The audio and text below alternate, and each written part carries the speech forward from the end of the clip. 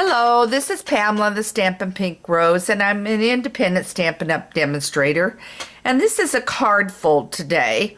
And we're going to do this card fold a little bit differently than what we normally do. Normally you get to see a completed card, and you're not going to today. You're going to see the steps to get this card made. And then what is going to happen is on Wednesday when we have a blog hop, I have a completed card that I'm going to show you that use the same technique. So let's get started, and I'll tell you what you need.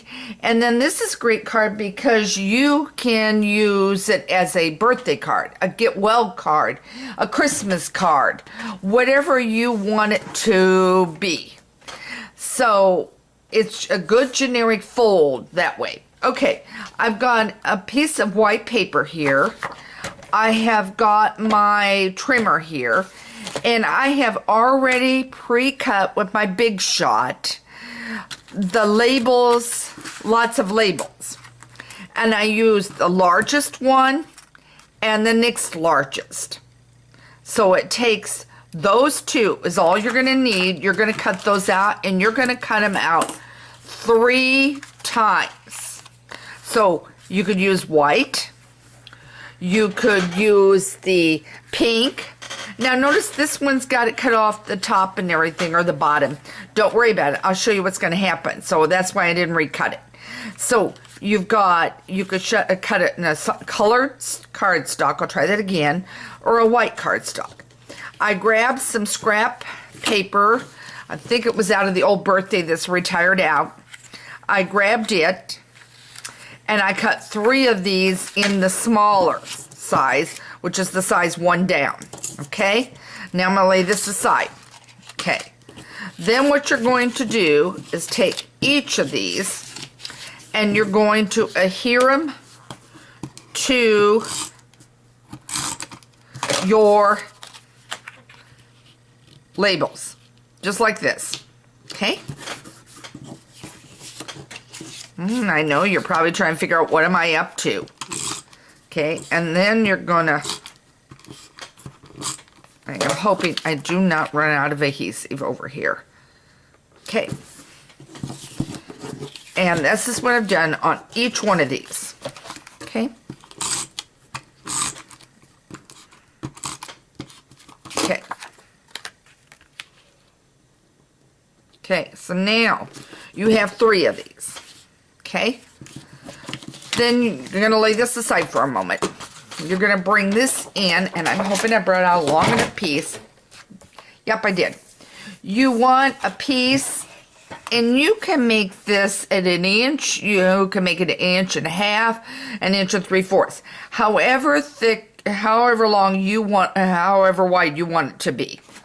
Boy, I'm having trouble with my vocab today, guys. Okay, then you are going to at 2 3/4. And by the way, this is called a double Z card. Okay? It does have a name. It's a double Z. Okay. Now what I've done is I've scored it at 2 3/4 and 5 1/2. And I'll have the measurement over on this side. So you're going to have those scored. Then you're going to take this one here, one of them, and it is at that, so I am going to go about 1 1/2 or so. I'm going to try to do it about right down the middle is what I'm going to try to do, and score it. Okay, don't do the center one, only do your top piece. And I'm going to leave the bottom one until I see if I want to do it that way today. Okay, so now this is your top one. And I didn't bring out my bone, but I'm just going to hand do this. Okay. Then you're going to take right down the edge. You're going to take and adhere it. Match it up. And adhere. Okay. Do the same with this one. Okay. Adhere it right over here on the edge. use what you want. You can use fast fuse. My fast fuse is running on low. Okay, and there we go. You have this card, okay? And I probably should have used fast fuse and didn't. It's probably me not hold as well. My other one I used fast fuse. Okay. Okay. And as I said, I would recommend not using snail. Use fast fuse or use a liquid glue. And I've got one in there that bonds a little better. Okay.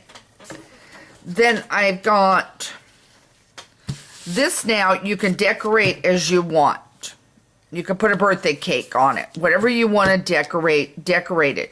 You could take here over on this side and put a piece of paper here and do your sentiment that you're going to want for the inside of the card. Okay. And then here is these that are folded. Okay. And I'm going to take,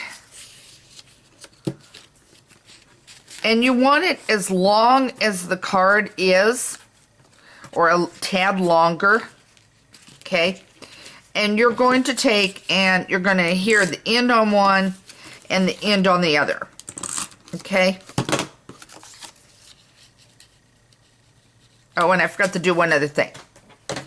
Knew I forgot something. Before we adhere it, let me bring it over here. You're going to, remember how I told you, there's the cutoff one.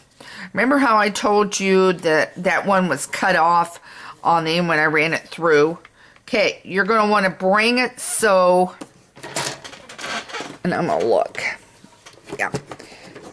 I'm going to bring it over. There. Okay. Do you see where this here is touching the edge? I'm standing right now.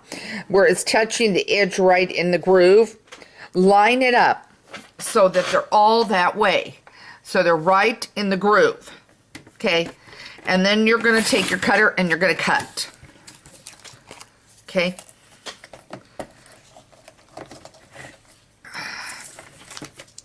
Okay, that way it is flat on the bottom.